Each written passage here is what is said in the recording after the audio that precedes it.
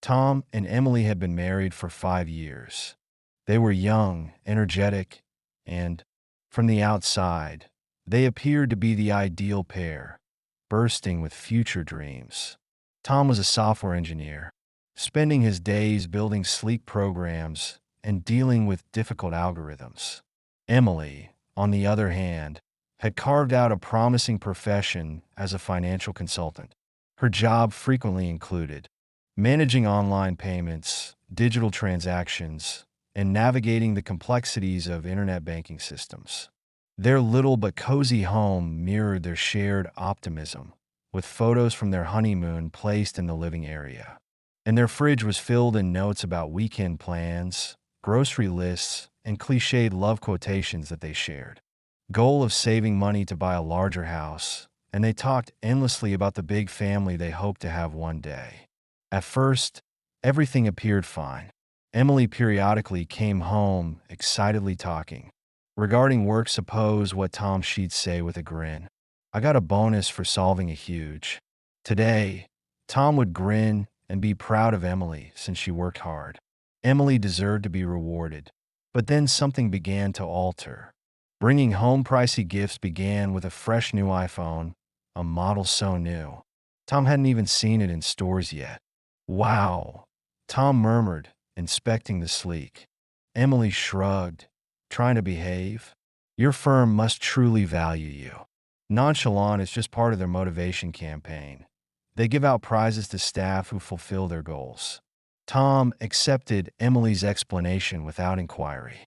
She was always open with him, and he trusted her, but the gifts didn't stop. A few weeks later, Emily returned home with a beautiful diamond. When Tom inquired about the bracelet, she said that it was just another work benefit. They closed a major deal and wanted to celebrate. Isn't it beautiful? Tom nodded but couldn't help, feeling a spark of doubt. The presents grew, increasingly extravagant. A designer watch one week, a pair of earrings the next, and then one day, Tom discovered that Emily's compensation was unusually high. Emily is. This is correct, he queried, handing her the shared account statement. This deposit is way bigger than typical. Yeah, that's simply a special bonus at the end of the quarter, she said swiftly. I've been handling a lot of big clients lately. Her replies always sounded very sensible, but Tom couldn't get He wanted to believe her, but the luxury stuff stacking up around them made him suspicious. The home began to weigh on him one evening, as Emily proudly presented yet another costly gift was a limited edition purse. Tom couldn't remain silent. He gently asked Emily, are you sure all of this is just part of your job? I mean, Emily looked at him calmly as she gave him the money, which seemed like a lot, but a touch defensive. Tom, I've told you before that our organization rewards top. I work hard for these things. Don't you believe me? Tom nodded slowly. Deep within, the seed of doubt was already set. Something didn't feel right, and for the first time in their marriage, Tom wondered if Emily wasn't telling. Tom couldn't get rid of the unsettling feeling that was eating at the edges. Regardless of how much he wanted to disregard his doubts, the expensive gifts and large paychecks did not appear to match with Emily's company's profile. One calm evening after dinner, while Emily was upstairs browsing at her phone, Tom wanted to research deeper, so he opened his laptop and typed the company's name into a search engine. What he discovered was, surprisingly, the company was small, relatively unknown, and had a modest financial reputation. Despite its sophisticated appearance, the website provided little information about its operations. No high-profile partnerships indicate that it is a powerhouse in its field. Noteworthy successes. Looking deeper, Tom realized that the company has branches distributed over Eastern Europe. It appeared to be in the financial industry, as Emily had always stated, but it was surprising that a firm so low profile could afford to treat personnel with lavish gifts and bonuses. Something didn't match up. Tom leaned back in his chair, his stomach turning into knots. The notion entered his thoughts silently. First, like a whisper, what if Emily has a patron, a wealthy lover who hates himself. Emily was his wife and partner, and they had made a life together. Together. But no matter how hard he tried to silence his misgivings, they got louder. For 2 weeks, Tom determined to closely monitor Emily's behavior. He told himself he would not jump to conclusions, accuse her, or allow paranoia to overtake him. If there was something going on, he would find out without inflicting extra harm to their relationship at first. There being nothing odd to note, Emily kept to her usual habits. Left for work on time, came home for dinner, and frequently brought work home, poring over her laptop or phone late. The only thing that stood out in the evening was how frequently she seemed glued to her phone, whether they were watching TV, having dinner, or resting in bed. Was regularly browsing, typing, or reading something on her screen during the busy day. At work, Tom casually questioned Emily one evening as she tapped away on her phone. I looked up briefly and grinned. Yes, we're working on a new international deal. A lot of moving elements. Tom nodded. It made sense her job was frequently involved, dealing with clients and coworkers in different time zones. He couldn't help but wonder if it was actually work keeping her so absorbed, or was there something else going on one afternoon? Emily was taking a long shower when Tom saw his chance. Her phone was sitting on the nightstand. His heart pounded in his chest as he lifted it up, assuring himself that this was merely to clear his own doubts. Scrolling through her messages and emails, he discovered exactly what he expected: dozens of work-related discussions. Nothing seemed out of place. The majority of the emails were about financial reports, client updates, and transaction data.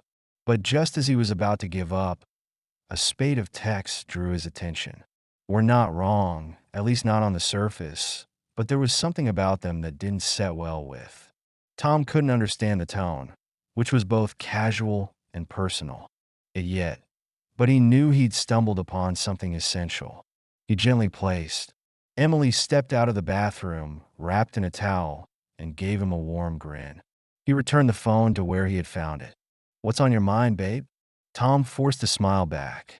Not much, just thinking about work, but his mind was racing. Whatever he'd seen had left him with.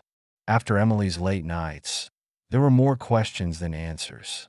Work got more regular every time Tom asked, carefully attempting not to sound accusatory. Late again, he'd ask as she arrived through the door long after dinner. Sorry, Emily would say with a tired smile.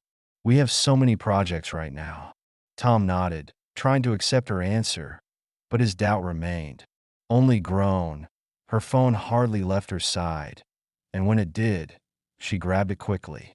Again, the mysterious messages he had seen before were seared in his head. He felt he needed to check again, so one night when Emily was in the shower, he stealthily unlocked her phone with the same chat. He had noticed that the formerly casual text had taken on a flirty and almost romantic phrases like "you're amazing" and "I think about you all the time." Time jumped out at him. The sender's name was still saved as Large Boss J. Toms. His heart fell as he took out his phone and grabbed screenshots of the incriminating messages. He would need proof the next day. Tom scheduled an appointment with a divorce lawyer and sat across from him in a modest office. He explained everything: late evenings, pricey gifts, and now the text that the lawyer listened to. Intently, then nodded. Based on what you've told me, this can be handled fast and neatly. If you're ready, I'll prepare the paperwork. Tom pondered for only a moment before saying, do it in 2 days. Later, Emily returned home, driving a brand new convertible, a sleek silver Mercedes. Tom's jaw nearly hit the floor as he saw her come into their driveway, the automobile sparkling in the afternoon sun. Emily strolled out looking stunning as usual, evidently happy of her new ride. What is this? Tom shouted, unable to mask his rage. Emily chuckled, brushing her hair over her shoulder. Is a present from my boss, isn't it? Gorgeous. Tom's eyes narrowed. A gift. Well, she sort of clarified that it is actually registered to the corporation, and I only got to use it for the next 6 months as a reward for being the best employee. Tom felt his blood boil and couldn't hold it back. Is it any longer because you sleep with your boss? He inquired, his voice harsh. Emily halted. Her strong demeanor faltered, and for a brief moment, panic flashed across her face. She blurted out her defensive and hasty tone, but then, as if realizing what Tom's heart sunk as she answered, "Oh, no, no, I didn't mean that." He watched her panic, but her initial reaction verified what he had expected. He smiled cruelly, experiencing a peculiar emotion of relief. At least now he knew the truth in his head. He rehearsed the phrases I was about to say in a couple of days. You'll have the divorce papers and this would be finished. But before he could speak, Emily shouted something that made his world spin. "Tom, my employer is a woman. Her name is Julia. And why would you even ask me such a strange question?" Tom blinked, his head racing. He queried a woman with scarcely heard voice. "Yes." Tom felt perplexed and upset as Julia and Emily glanced at him. Like the ground had been torn out from beneath him. He hadn't even considered the prospect that J may stand for. Julia, he had imagined it was a male, John Joseph or Jack, the romantic messages, and the gift suddenly acquired a new, unanticipated perspective, and he stared at Emily, stunned. How could he have gotten everything so wrong before you know out what happens next? Tom's mind raced through a tangled web of emotions. Emily drew forward, her face flushed with rage, threatening to overwhelm him before he could gather his ideas. "Tom," she shouted, her voice cutting through the air like a blade. "What the hell is wrong with you sleeping with my boss?" Her tone was aggressive, defensive, and full of fury. Crossed her arms and leaned forward, her eyes fixed on his. "I work like a horse. Every day." She raised her voice. "And you, what do you do, sit around? If you're going to make crazy accusations, you've got way too much time on your hands." Concentrate on Tom, tried to maintain calm even when the heat of the moment threatened to draw him in. "Emily, I didn't mean," he began, fumbling over his words. Emily shot back. "You know what? I'm done with this. Talk." She turned her back to him, shaking her head. Tom realized he needed to diffuse the issue before it deteriorated further. It was a lousy joke, okay? He swiftly raised his hands and feigned surrender. "I'm sorry, I didn't mean anything by it. Look, I have somewhere I need to be." He turned and raced inside. As he passed the window, he grabbed his keys and attempted to flee the house. I caught a glimpse of Emily standing in the driveway muttering something under her breath and spun her finger at her temple, a clear clue that she thought he was losing his mind. Tom jumped into his car and sped away, needing for room to think. He cruised aimlessly about the city, trying to make sense of everything. The fury, the confusion, and the doubt was all too much for him finally. He saw himself driving into the parking lot of his lawyer's office. Inside, Tom sat across from the lawyer narrator. The newest twist in what seemed like a never-ending nightmare. When he concluded, the lawyer grinned and shook his head. Tom's tone was part amused, half. "Women can be in unusual partnerships. Perhaps Julia is more than simply her boss." Tom froze. Words hit him like a goods train. "You say," and he battled to get the words out. "You say Emily could in a relationship with Julia." The lawyer shrugged and said nothing. "Sure, but it's worth contemplating. The world's full of surprises." Tom. Stomach churned. The thought hadn't even crossed his head previously, but now it seemed like the ground beneath him was. He sighed and scratched his temples, holding off on the papers. "For now," he stated, "I need time to figure out what's actually going on, which I don't want to make a mistake." The lawyer nodded. "Fair enough. Take your time and call me when you're ready to move forward." Tom left the office feeling more confused than ever as he drove, his mind spiraling with, what if Julia wasn't the boss? What if Emily panicked and lied? He pulled over to the side of the road and looked up at the sky. The sun was about to set, throwing the city in a. Tom whispered to himself, his voice suffused with a bright, golden glow. Frustration and bewilderment. Is this some type of drama or comedy? He reclined back in his seat, staring at the horizon. The days following Tom's confrontation with Emily were tense. Emily was definitely offended by her icy demeanor while speaking. Meanwhile, Tom wrestled with his swirling doubts and the gnawing. He couldn't bear the thought of ruining their friendship because of a misunderstanding. The uncertainty was eating him alive, so he came up with an idea. Hiring a private detective if he couldn't get to the truth on his own. Someone else might after some research. Tom discovered a detective who highly suggested Jim Harper, a no-nonsense professional with a reputation for. Tom booked a meeting with him in a quiet, out-of-the-way cafe. Jim was a tall man in his. Tom, in his 50s, had bright blue eyes and a calm, reassuring aura as he stated. Circumstance Jim listened quietly, periodically writing notes in a little black notepad, so let me have this. Jim stated with a firm voice, your wife is acting suspicious by staying late. At work and receiving expensive gifts, you've seen amorous messages on her phone, and she claims her boss Julia is. Woman, but you're not sure whether that's accurate. That's right. Tom said I need to know. If she's telling the truth, I'm not directly accusing her. I just can't. Jim nodded and said, I will look into it. We'll focus on your wife's routine, her interactions at work, and her employer. If there's anything to find, I'll find it. How long do you think it will take? Tom questioned. It depends, Jim responded honestly, but I'll try to get you answers as quickly as possible. I'll keep you updated, Tom. I shook Jim's hand and left the cafe, feeling both anxious and hopeful. Didn't K. Now what the investigator would unearth, but at least now he wasn't completely in the dark. The next 2 weeks dragged on. Like months, the strained atmosphere in the house only intensified annoyance Emily. They continued to work late, and their interactions became little more than polite exchanges of good morning and good night, Tom. Gone are the days of shared laughter and long conversations. He tried to focus on work and his usual routines, but he couldn't stop his mind from racing. What if Emily was? What if he had ruined their relationship for nothing? If I'm wrong, he thought to himself, I'll apologize, admit my mistakes, and do whatever it takes to fix things. But if he was, he knew what he had to do. One evening while Tom was sitting on the couch, pretending to watch TV, his phone buzzed. It was Jim. Tom, the detective. Tone serious. I've got news, we need to meet. You'll be shocked, Tom.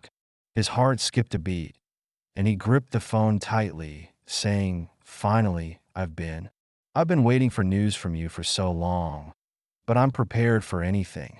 At this point, Jim gave him another's address. Quiet cafe. Tom grabbed his coat and keys, his mind racing with anticipation. Tom didn't know what Jim had discovered, but he felt like he was finally on the verge of answers. Arrived at the cafe where Jim had arranged to meet him, his heart pounding as he walked in. Jim was already seated. At a corner table, a small stack of papers and photos in front of him. He motioned for Tom to sit. Thanks for coming, Jim said, his voice calm but serious. I'll get straight to the point. Your suspicions were correct. Your wife is in a relationship with her boss. And yes, her boss is Julia, just like she said. Tom's stomach sank, but Jim wasn't finished. Julia isn't just her boss, Jim continued. She's a domineering woman older than your wife with a tough and radical personality. From what I've gathered, she's the type who gets what she wants no matter the cost. Jim slid a couple of photos across the table. Tom hesitated before picking them up, but when he did, there was no denying the truth. The images showed Emily and Julia entering a hotel together, and one they were walking close, their body language unmistakably intimate. Tom stared at the photos, his mind spinning. He opened his mouth to say something, but Jim spoke. First, there's more. Jim said, your wife has had issues like this before. Back in college, she was involved in a scandal over a relationship with another woman. It wasn't widely known, but it caused quite a stir at the time. Tom leaned back in his chair, running a hand through his hair. I never imagined Emily could be like this. I thought she was just ordinary and normal. Woman Jim gave him a sympathetic look, but didn't comment. Instead, he changed the subject slightly. There's one other thing you should know, Jim, said his tone, lowering the company your wife works for. It's not exactly what it seems. I did some digging, and let's just say, not everything they're doing is legal. Tom frowned, leaning forward. What do you mean illegal? How? Jim shook his head. I can't say much more without stepping into dangerous territory myself, but be careful if she stays involved with that company. It could lead to serious trouble for her and anyone connected to her. Tom nodded slowly, his mind already overwhelmed. He thanked Jim for his work, paid him in cash, and left the cafe with the photos tucked into his jacket. The next morning, Tom decided it was time to confront Emily. They couldn't go on living under the same roof pretending everything was normal. He waited until Emily came downstairs for breakfast and then called her into the dining room. Emily, he said, his voice firm but calm. We need to talk. Emily hesitated, her expression wary, but she sat across from him. Tom pulled out the photos and placed them on the table. I know everything, he said, looking her straight in the eye. You've been cheating on me with Julia. Don't even try to deny it. I want to hear your explanation. Emily's face went pale as she stared at the photos. She opened her mouth to speak, but Tom wasn't done. I'm not crazy, Emily, he said, his voice rising slightly. You're the one who's crazy. You've been sneaking around with your boss, lying to me and hiding your preferences. How long were you planning to keep this from me? And why didn't you tell me the truth about who you are? Emily finally found her voice. Tom, I know. Tom cut her off. I don't want excuses. The divorce papers are almost ready and I can file them at any moment. I just want to know why. Why did you do this? Why did you lie to me about everything? Emily sat frozen. Her eyes darted between Tom and the damning evidence on the table. For the first time in their marriage, she seemed completely at a loss for words. Emily's eyes glistened with tears, her lips trembling as she struggled to find the words. She looked down at the photos on the table, then back up at Tom. Why? She whispered, her voice cracking. Why did you follow me? Why did you look for information? It wasn't supposed to be like this. She let out a shaky breath, then continued, her words spilling out in a desperate rush. Tom, I really do love you, she said, her voice breaking. I never wanted to hurt you. I didn't mean to get involved in all of this. Tom stayed silent, his gaze steady but pained. Emily wiped her eyes, trying to steady herself, but her hands were shaking. I hid something from you, something I've struggled with my whole life. I have this weakness, a psychological trauma. I guess there's a certain type of woman that I can't seem to resist. It's like they have this hold over me, and I can't do anything about it. She took a deep breath, her voice heavy with regret. If I had told you before we got married, you would have left me. I thought I could cope with it, that I could control it, and I did for a while, but then this job came along. It offered so much money, so many opportunities, and then there was Julia. She charmed me, Tom. She completely swept me off my feet. Tom felt a lump in his throat as he watched Emily crumble in front of him. The tension she had been carrying for weeks seemed to break, pouring out in the form of tears and raw honesty. Emily, he said softly, his voice tinged with both hurt and anger. It hurts me to hear this. It hurts me to know I've been living a lie. I need you to tell me everything, no more hiding. Emily nodded, trying to compose herself, even as her body shook with sobs. Tom, I'm telling you the truth, she said, her voice trembling. I didn't want to cheat on you. At some point, I even convinced myself it wasn't cheating. I told myself it was just a light affair, but I was wrong. I lied to you, and I lied to myself, and now I'm paying the price. She paused, taking another deep breath before continuing. Tom, please, let's try to fix this. Let's hire a psychologist or a therapist, someone who can help me. I don't want to lose you. Her words came fast, pleading, as though she was afraid Tom would walk out any second. I slept with Julia several times, she admitted, her voice barely above a whisper. I don't know what I was thinking. It was like the money, the career, the opportunities, it all clouded my judgment. If you want, I'll quit my job. My contract ends in a couple of months and I can leave without any consequences. I just want us to be okay again. Tom sat in stunned silence, his emotions a whirlwind of pain, anger, and pity. He wanted to yell, to scream, to demand how she could betray him like this. But looking at Emily, so vulnerable and broken, he found himself hesitating. Have there been others, he asked, finally, his voice quieter than he expected during our marriage. And are you sure you want to change to get help and move past this, do you really want to save our marriage? Emily looked him in the eye, her tears still streaming. Tom, I swear, she said, her voice raw with emotion, there hasn't been anyone else. It was only Julia. I fell under her influence, her charisma. I let her control me. I was weak, and I made terrible decisions. But I want to heal. I want to be better. I need your help, maybe. You're the only one who can truly support me. She sniffled, brushing her tears away.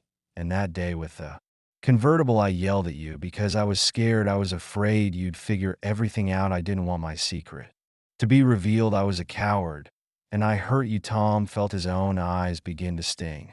With tears, it hurt. God, it hurt so much. But for the first time, he saw a glimmer of something he hadn't felt in weeks. Optimism. Could they overcome this? Could they restore their marriage stronger than before? He didn't know, but maybe, just maybe, this twist of fate was an opportunity to finally face the truth and mend the mistakes they had both created. Tom stood across from Emily, her teary confession still vivid in his thoughts. Gathering all the effort he had, he whispered softly but firmly, Emily, I want to give us a chance. Maybe we can solve this. I'm willing to swallow my pride because say, I don't want it to end like this. Emily's tear-stained face softened as she gazed at Tom with an expression he'd never seen before. It gave him goosebumps, a mixture of vulnerability, determination, and a hint of something that resembled hope. She looked like someone ready to take responsibility, to grow, and to make amends. For a moment, Tom felt a spark of relief. Maybe they really could get through this. But then Emily's phone rang, shattering the fragile peace between them. Emily glanced at the screen, frowned, and quickly silenced the call. Just ignore it, she said, trying to focus on Tom. But the phone rang again and again. Emily wiped her tears and sighed. I'm sorry, Tom, I need to take this. She stepped out of the room, leaving Tom alone with his mind ideas. He didn't try to eavesdrop, too caught up in the whirlwind of feelings swirling within him. He replayed her earlier words, wondering if they had a chance of salvaging their marriage after what felt like an eternity. Emily returned. Her expression was no longer soft and vulnerable. Her face was pointed, her jaw hard. Tom was taken aback by the abrupt change. Incorrect, he asked Emily, who hesitated for a bit before saying, I need to go do work is crucial. Tom furrowed his brow. Is everything okay? I suppose so, she said, curtly, her tone distant. She swiftly gathered her stuff, scarcely looking at Tom as she walked out the door. A couple of hours later, Tom's phone called. It was Emily. He picked up, his heart beating. Emily, he said, his voice hesitant, yet the words that followed were nothing he could have prepared for. Tom, she began, her tone stiff and official. You were talking about a divorce earlier. Go ahead and create the documentation, file the lawsuit swiftly. I'll accept any terms you want. Use the evidence of adultery if you choose. I have nothing to hide anymore. Tom froze, the phone pressed to his ear as her words sank. And what are you saying about? He questioned, his voice shaking. We were talking about mending problems. This Emily's remark was quick, nearly angry. Our marriage was a mistake. Tom, it can't go on. We're too different. There's no love here, and nothing can be fixed if you don't file for divorce. Oh, what do you say? Tom's heart shattered. The morning's fragile hope was crushed under the weight of her words. Anger surged through him. Emily, he said, his voice rising, I almost forgave you. I was ready to work on this. And now you're trampling all over my kindness. Emily responded that everything that happened this morning doesn't matter anymore because we both want the same thing. Divorce. Tom's grip tightened on the phone, and he snapped, if that's what you I'm going to call my lawyer right now and file for divorce. You'll regret it, Emily. You'll learn your lesson. Didn't flinch. Her tone remained icy. That's great, my dear ex-husband. We're on the same page now, Tom. Good luck with your life. She hung up without another word. Tom wasted no time, fueled by anger and a sense of betrayal. He contacted his lawyer with all the evidence he had gathered, including photos, romantic messages, and Emily's confession. It did not take long for the lawyer to produce a detailed divorce application. Within days, everything was in place. Tom signed the last document, which started the process in motion. He couldn't help but feel a mix of rage, grief, and relief on the day of the trial. Arrived with an air of finality, Tom sat in the courtroom with his lawyer, William Harrington. Beside him, William was a keen, seasoned expert who had led Tom through the legal process. With confidence and clarity, William had advised previously. You deserve reimbursement for everything she put you through. Betrayal on this level shouldn't go without penalties. We'll strive for a larger part of the property. As a kind of justice, let the evidence speak for itself. Tom had consented while he was more interested in putting the ordeal behind him than exacting revenge. As the hearings began, William laid out the case with careful detail. He presented the photos, the incriminating text messages, and Emily's own confessions of infidelity. Every piece of evidence painted a clear picture of betrayal, one that couldn't be denied. When it was Emily's turn to speak, she didn't attempt to defend herself. She stood confidently, her tone both blunt and dismissive. Yes, I cheated on my husband, she admitted, her voice ringing through the courtroom. Yep, I tricked him. Let him take anything he wants. I don't care. I hope it consoles this loser. The courtroom became silent. Judge looked taken aback by Emily's words. Tom, sitting at his table, felt a rush of shock and anger. The woman standing in front of him felt like a stranger, far removed from the Emily he had married. Her insolence, her utter. Tom couldn't help but wonder if Julia had any regret. Impacted her so much that the trial ended quickly with the weight. Based on the facts and Emily's apathetic attitude, the court granted Tom the greater portion of their assets. It was a decisive victory, but it didn't feel like it when they exited the courtroom. Tom spotted Emily standing near the exit. She seemed unconcerned about the outcome. He approached her with an unreadable expression, his emotions mixed with wrath and sadness. You made your choice, he replied in a stern voice. I gave you a chance, Emily. I was eager to forgive you, but you kept humiliating me. You've become a monster. Julia's monster. Emily turned to him with a bitter smile twisting on her lips. Yes, I made a choice. She said, maybe you'll understand me someday, and walked away. Heels clicking against the glossy floor, Tom stood there reliving her words and his thoughts. What did she mean? Wondered what choice. There was something disconcerting about her placid manner, something that pointed at a deep fundamental truth he couldn't quite grasp, but he shook the thought aside. He didn't want to concentrate on Emily. Despot. Ear cryptic parting remarks. The chapter was closed now. Tom had to rebuild his life. He had his freedom, his dignity, and a chance to start fresh 3 months after the divorce. Tom had begun to rebuild his life. The pain of betrayal and the humiliation of the divorce had faded and been replaced by a drive to move forward. He poured himself into work. He began running in the mornings and even joined a local reading club to meet new people.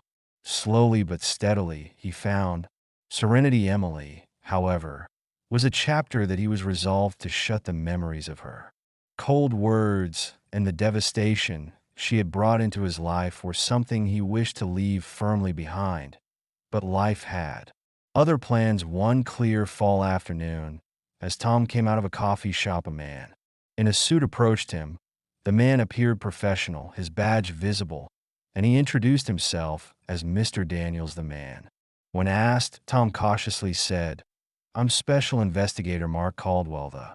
I'd like to ask you a few questions regarding your ex-wife, Emily Carter.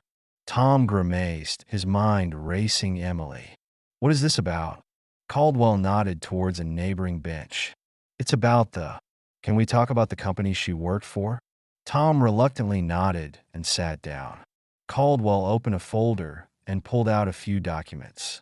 The company Emily worked for is being investigated for financial fraud. Caldwell explained that it appears they were laundering money to facilitate semi-legal transactions and functioning as mediators for some extremely questionable parties. The majority of these activities were related to Eastern Europe, with the U.S. branch coordinating the operations. Tom felt a shudder run down his spine. The memory of Jim's warning about the company's shady dealings flashed in his mind. I didn't know Tom. Said we had a messy divorce, and I've been trying to stay out of her life since then. Caldwell grinned, knowingly understandable. But as her ex-husband, we assumed you might have. Tom shook his head. I don't know anything about Emily. Caldwell kept her work life apart. All I know is that she frequently stayed late at work, and things became complex. Watched him for a moment, then nodded fair enough, for what it's worth. Not a suspect, and we're not attempting to accuse you in any way. This is solely about Emily and her part in the company. Tom's curiosity got the best of him. And what role did she play, Caldwell? She paused before answering because she was technically involved in some of the transactions, whether she completely. The scope of the company's activities remains unclear, but the courts found her guilty of aiding in financial fraud. Tom stared at the investigator, his mouth dry. What happened? Caldwell informed her supervisor, Julia, that Emily was sentenced to 4 years in jail. Managed to depart the country before charges were filed, but Emily and a few others weren't as lucky when the news hit. Tom, like a hit in the belly for years. In prison, Emily, who once held herself. Tom sat behind bars that evening, full of confidence and ambition. Turning over the news in his mind, he remembered Jim's warning about the company and the signs he had ignored earlier. Chaos of their failing marriage. And then he thought about Emily's last words to him after the trial. Maybe you'll understand me someday. For days Tom fought with whether he should visit her. Part of him wanted to leave the past buried, but another part of me that had once loved Emily profoundly couldn't shake the thought of her. Sitting in a cell alone and broken, he ultimately made a decision to. Tom sat in the prison visitation room, not out of sympathy, but for closure. When Emily entered the room, she looked smaller, her face pallid, but she carried the same sharpness. He remembered she caught his eyes briefly before sitting down across from him. You came, Emily whispered softly, nearly. Tom responded, there are too many things I don't understand, and I'm tired. Emily sighed deeply, her hands clenched tightly in front of her. Tom firmly asked her, I suppose you deserve to know the truth. Then tell me, did you do all of this? Why push me away? Why act as if I didn't mean anything to you? Emily hesitated, then leaned forward, her voice soft but steady. Tom, Emmett started. The day I got that call that drew me into work so suddenly, that's when I found out everything about the company. Was being investigated for money laundering and illegal transactions. Julia was already planning her escape, and I was in.